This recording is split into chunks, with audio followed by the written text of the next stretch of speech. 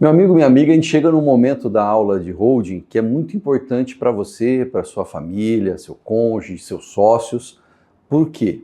É o momento em que a gente fala de como os tributos serão gerados dentro de uma holding. Nós temos hoje duas possibilidades de regime tributário para uma holding no Brasil. Ou a holding vai ser no regime de lucro presumido ou no regime de lucro real. Vou resumir rapidamente, a gente poderia deixar uma aula de 2 horas para cada um desses regimes para tirar várias dúvidas, mas eu vou resumir. Quando você fala do regime de lucro presumido, você está dizendo que o governo está lançando uma presunção do resultado de lucro que você tem. Vou imaginar que você tenha vários aluguéis naquele mês, e esses aluguéis deem 100 mil reais. O governo vai aplicar uma tabela de presunção. Bom, se a pessoa ganha 100 mil de aluguéis, eu presumo que 32% desses valores são o lucro que ele tem. Então, sobre esses 32%, que daria 32 mil, 32% de 100 mil, eu começo a aplicar as alíquotas de PIS, COFINS, Imposto de Renda Pessoa Jurídica e Contribuição Social do Lucro Líquido. Então, eu não vou aplicar as alíquotas sobre os 100 mil, mas sobre o valor presumido pelo governo, que é 32%, ou seja, 32 mil. Marcelo, como funcionaria tudo isso dentro de uma estrutura de lucro real?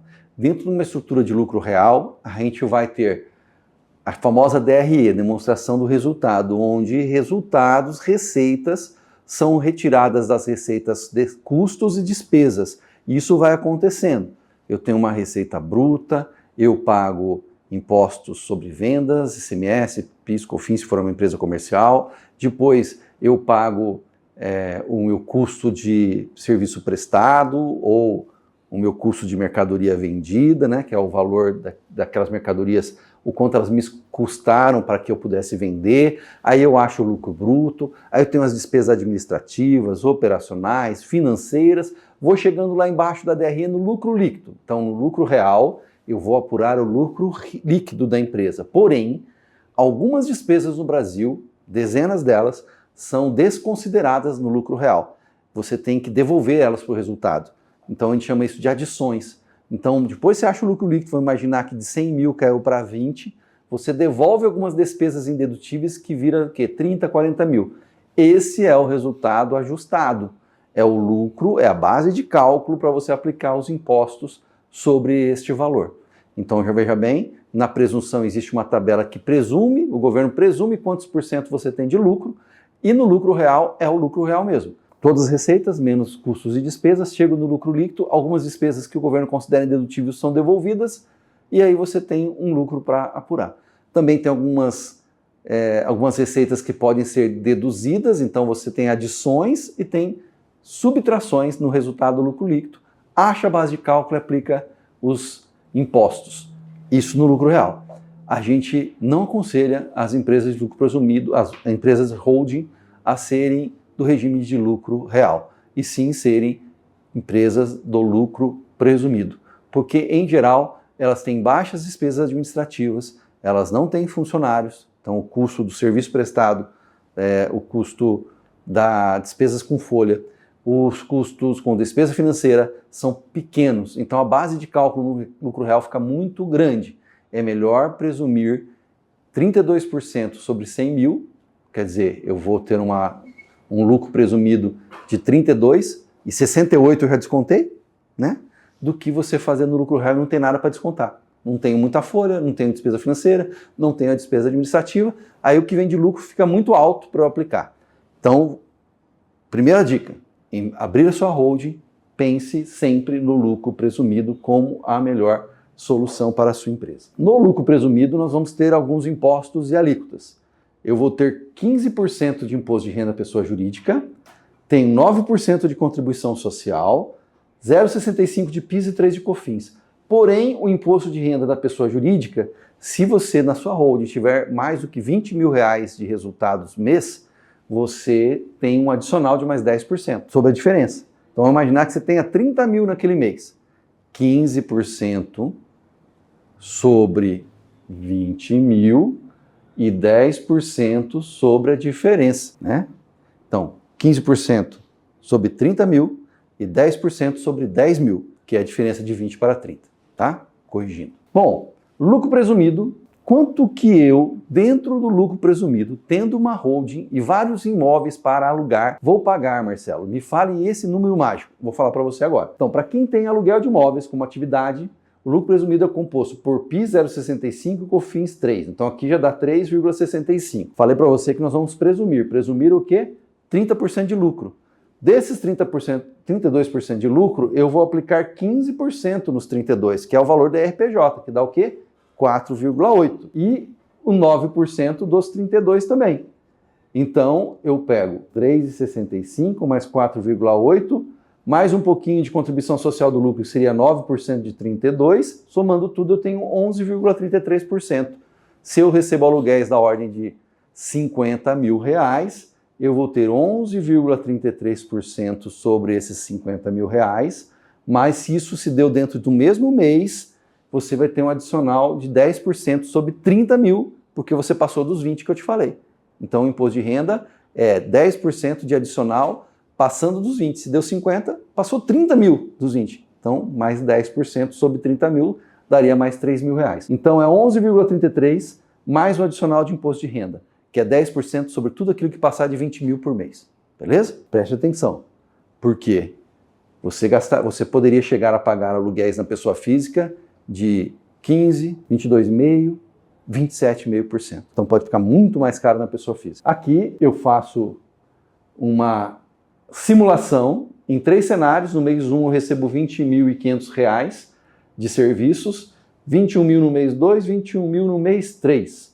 Então, no primeiro mês eu tenho 11,33% sobre 20 mil e 10% de 500. Então eu tenho 2.322 de 20.500, 2.332 de imposto. Aqui eu tenho de 21 mil, 11,33% sobre 20 mil e 10% sobre 1.000, que é o que passou de 20.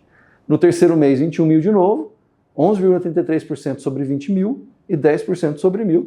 E aqui eu tenho os valores que eu vou pagar de impostos sobre uma receita bruta de serviços ao final do primeiro trimestre, né? Porque lucro presumido a gente fecha trimestralmente.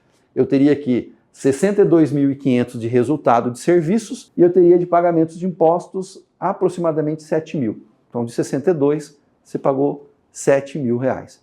Se isso aqui tudo for aluguel, pode ser que você tenha pago 27,5%. Então, daria 62, daria no mínimo uns 15 mil reais. E aqui você pagou só 7. Então, a cada trimestre você economiza 8 mil na holding. No final do ano dá 32 mil de economia tributária, aplicando as alíquotas que eu estou te dizendo. Por outro lado, se você escolhe o KNAI errado, você não vai ter esse benefício. Veja bem como é importante a estrutura da holding, o contrato social da holding sair corretamente feito e a importância de um contador que é especialista em holding te atender. No lucro presumido, nós temos um KNAI, que é o KNAI de locação de imóveis. Sem esse KNAI de locação de imóveis próprios, 68.102.02, é um aluguel de imóveis próprios. Esse aluguel de imóveis próprios, vou voltar lá no outro slide, me garante esses 11,33% de tributação. Sem ele, eu perco essa situação, porque eu não tenho atividade de locação de imóveis próprios. Aí o que vai acontecer? Vai ter uma tributação de 24% mais adicional de IR. Então você sai de 11,33% para 24% porque você não tem o KNAI correto na abertura da sua empresa. E eu já vi muitos empresários chegarem aqui no nosso escritório, vindo de outro escritório, com a estrutura de holding montada, com os contratos sociais redigidos sem o KNAI correto. E aí, olha a diferença que nós tínhamos lá, R$ 2.300 sobre os mesmos faturamentos, 20.500, 21 e 21. 4.970, 5.140, 5.140. Então, de R$ 7 mil de impostos, você vai para 15 a 16 mil reais por erro de KNAI, por erro de constituição de contrato social. Esse quadro aqui é um desses quadros que fala assim, você precisa abrir uma holding. Por quê? Porque os estudos no Brasil falam que a tributação de TCMD no inventário chega a 6%. Numa holding familiar pode ser 3 a 4. Tempo para a criação do inventário, sem ação judicial, de 1 a 2 anos. Com ação judicial litígio, 5 anos no inventário. Na holding familiar, 30 dias. Tributação dos rendimentos de aluguel, 11,33%, mais o adicional se você receber acima de 20%. No inventário, 27,5%, ou na pessoa física, perdão, 27,5%. Tributação de vendas de bens imóveis, eu vou vender o imóvel. Eu coloquei ele para dentro da estrutura da holding e aí eu vou contar um segredo para você. Tem uma conta exata, uma conta que eu falo, uma conta no balanço. Toda empresa tem um plano de contas, tem uma conta no balanço que eu, como contador, levo o seu bem para essa conta quando constituir a sua empresa. Não pode ser depois. Depois a Receita Federal não deixa. Tem que ser na hora da constituição. Eu levo para dentro desta conta todos os seus imóveis e se um dia você vender esse imóvel, você vai pagar 6,54%. E aqui no inventário, ou na pessoa física, perdão, 15%. No mínimo. Então, olha a diferença de cara, só que aqui tem que ter um contador bom, que vai colocar na conta correta. A sucessão, conforme o Código Civil, para casamentos com comunhão parcial de bens, quando você tem uma holding, o cônjuge não é herdeiro. Quando você tem um inventário, o cônjuge é herdeiro. Então, muito cuidado. Bom, aqui nós temos a constituição dos 11,33%, e a RPJ 32% de 15 vai dar 4,8, contribuição social 32% de 9 dá 2,88, no PIS 0,65, no COFINS 3, somou tudo 11,33. Olha que maravilha.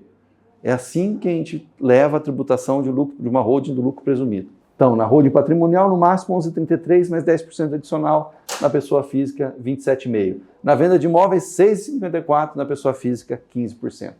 E assim eu tenho certeza que eu convenci você, conforme a legislação do imposto de renda brasileiro, que é muito melhor ter uma holding e tributar tanto os aluguéis, que são rendimentos mensais, como a tributação quando você vende um bem e tem que apurar o ganho de capital. No caso da pessoa física, no caso da holding, você vai apurar o resultado, porque está vendendo um bem de uma empresa que já foi constituída para isso, né, para administrar bens móveis e imóveis. Até aqui foi tributo. A partir de agora eu tenho que falar dos detalhes, alguns detalhes ainda que são importantes da holding, e na última etapa eu vou falar como a gente planeja os primeiros passos. O que você tem que fazer, você que está assistindo essa aula, a partir de amanhã, para abrir uma holding, tá bom? Já continuamos.